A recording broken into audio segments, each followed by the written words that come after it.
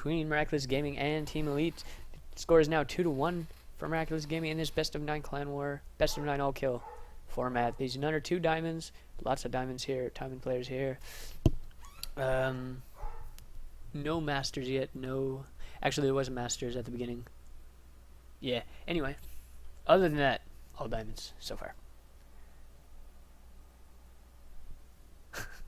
This is game number 4.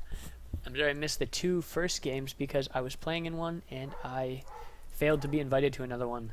So we have in the bottom left-hand position the second Protoss player in a row from Team Elite. We have the pink Protoss, Nerd Slayer. And in the top left-hand position, we have Miraculous Gaming's Imba Noob for the 3rd game in a row, just tearing through the other team. Yes, indeed. Nerd Slayer versus Imba Noob. At least he's not Noob Slayer. Then it would be pretty unfair here. We have the production tab going up right away in the first minute. What a miracle! And that's appropriate for Miraculous Gaming. We have a pylon in the base, in the main. So likely not going to be a Forge Fast expand, likely going to be one of those in-base gateway expands. And Overlord actually going the correct position first, going to be seeing that he was actually scouting it or rallying it over here after being over here.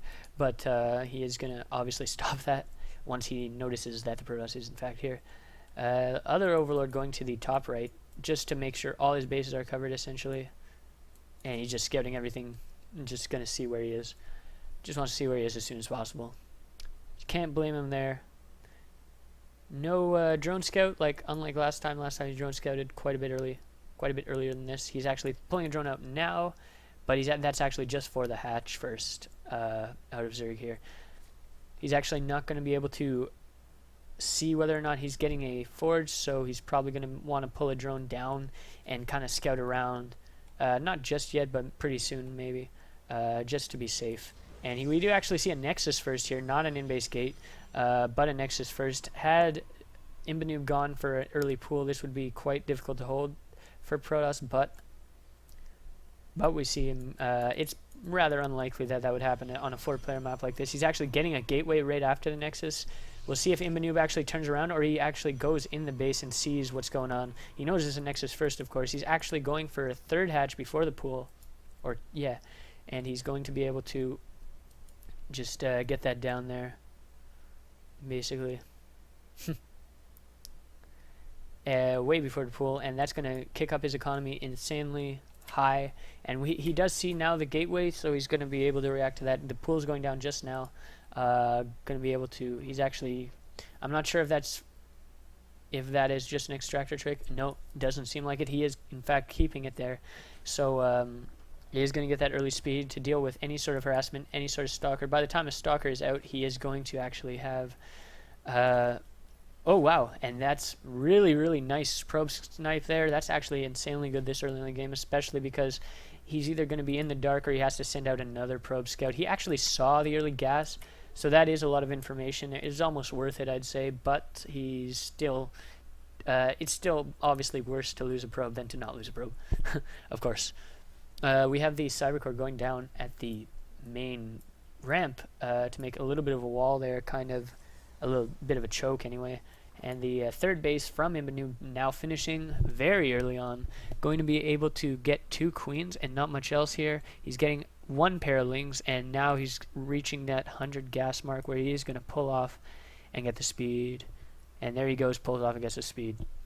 He's actually leaving 1 on gas. Not sure that's probably on purpose. He's just going to accumulate a little bit of gas over time. He's actually getting 4 lings in total, no more than 4. He's just going to be able to scout around, just keep himself safe.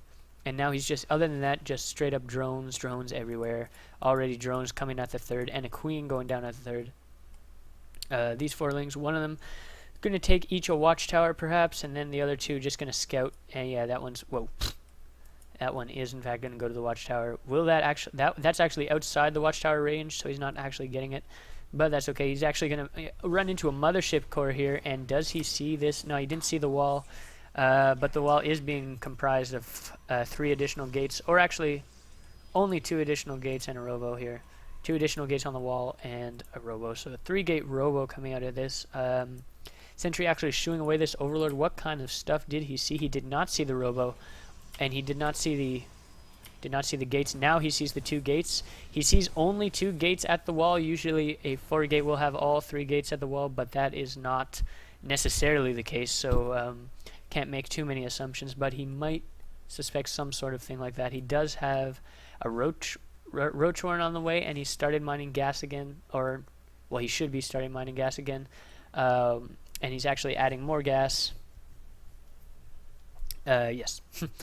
He's adding 1 more gas. He's going to be on 2 full mining gases, so six miners or whatever, and he is going to be able to produce at least some semblance of roach production. Protoss actually getting a lot of gas, getting all 4 gases, Immortal on the way, and another Immortal on the way. He's actually hiding it, or not hiding it, but just keeping it in base, not putting it at the wall.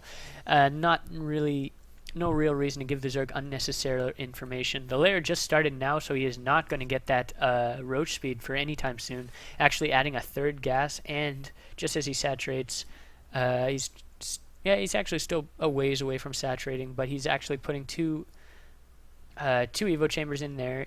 He's actually, I think he's setting up to spend more gas than he can afford at the moment, but that's okay. He's actually, roaches actually wouldn't be the best decision in this scenario anyway, so he's probably going for a lot of lings and just some roaches to supplement them. And now we actually have this mothership core going out in the field trying to scout these lings. These lings actually don't care about the mothership core. They can get away in like 5 seconds or 2 seconds, and he actually lures some sentries out. That would be very bad if those sentries had get caught off guard. 300 gas just down the drain for a couple of minerals. Very, very nice for Zerg if that was the case.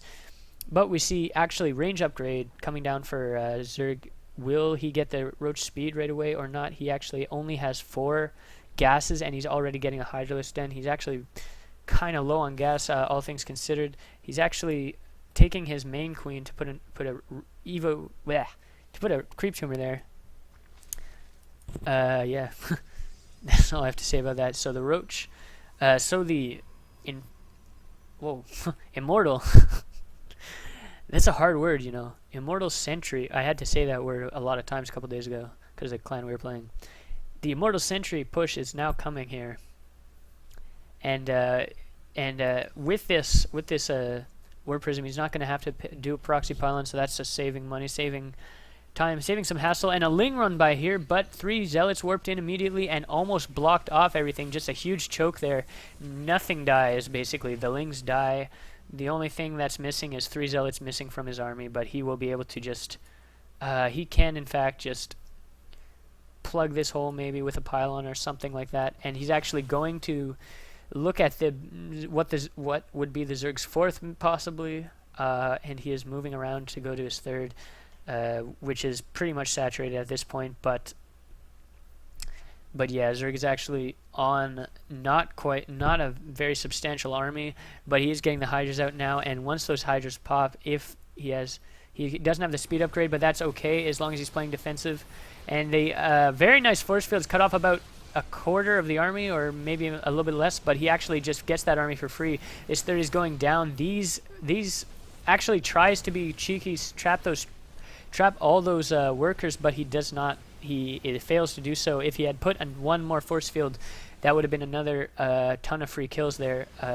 These 2 time warps, very beautifully placed, made it so that anything that tried to come back would actually be very, very bad idea to do so. But Zerg is actually putting up the ultimate flank here.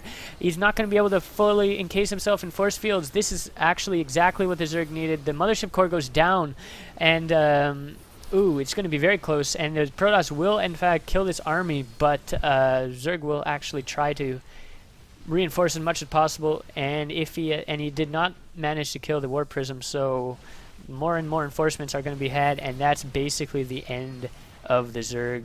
And there he just GG's out, and that's the victory to Nerd Slayer, tying it up 2-2.